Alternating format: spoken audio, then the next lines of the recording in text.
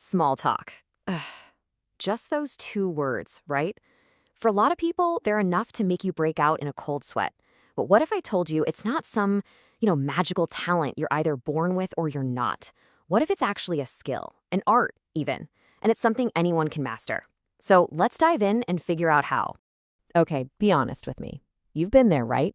Standing awkwardly in a room, your mind is just blank, and you're desperately trying to think of anything to say. Well, trust me, you are not alone. So many of us dread that idea of just pointless chit-chat. And we've all seen them. You know the people I'm talking about.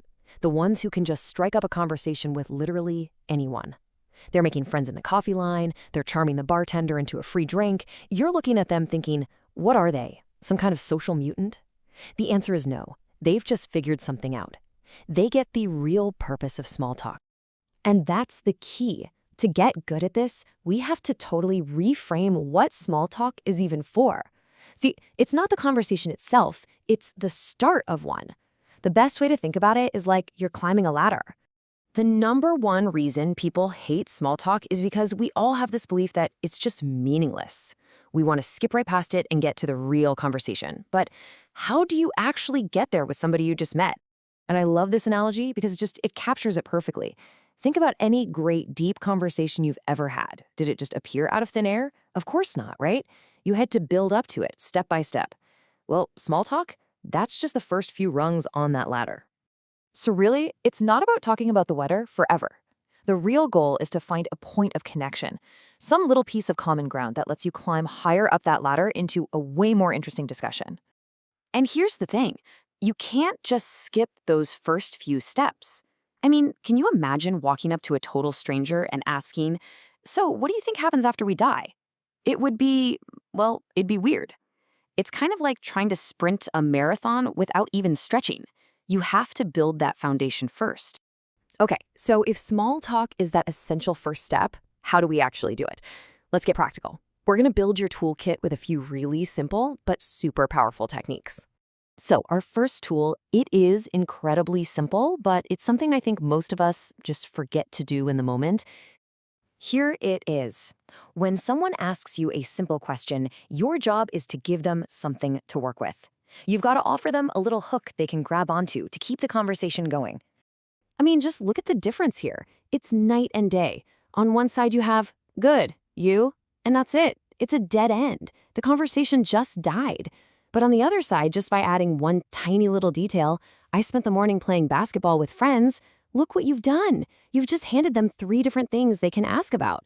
Basketball, your friends, or even just why you're feeling so great. You've opened the door for that. All right, let's move on to our next tool. This one is absolutely perfect for starting a conversation from scratch. Now, I know this one can feel a little forward sometimes, but a simple, sincere compliment is honestly one of the easiest ways to kick off a positive interaction and open a conversation. So something like this, for example, it works on a couple of different levels. On the surface, yeah, it makes the person feel good, and it has a natural follow-up question built right in. But on a deeper level, a genuine compliment often triggers this sense of reciprocity. They don't just want to say thanks, they want to give something back. And that something is usually the story behind the watch. And just like that, you're on the ladder. So you've started the conversation. Awesome. But how do you keep it going? How do you actually climb higher? Well, the secret, it's all in the kinds of questions that you ask.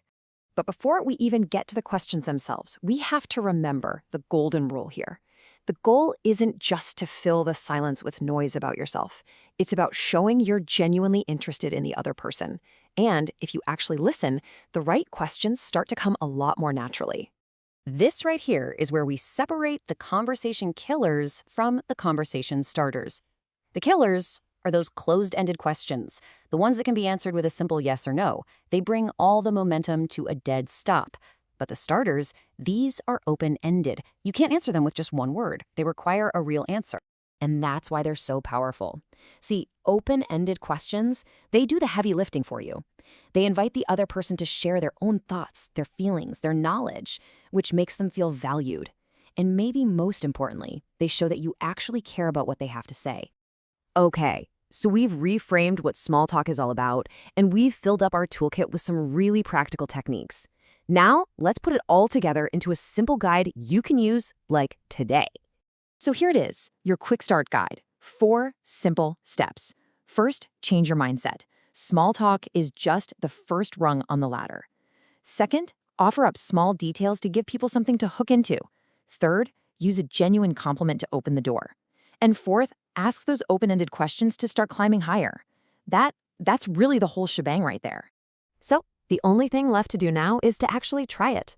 The next time you're standing next to someone, instead of automatically pulling out your phone, just remember that conversation is a ladder. And you now have everything you need to take that first step. So, what do you say?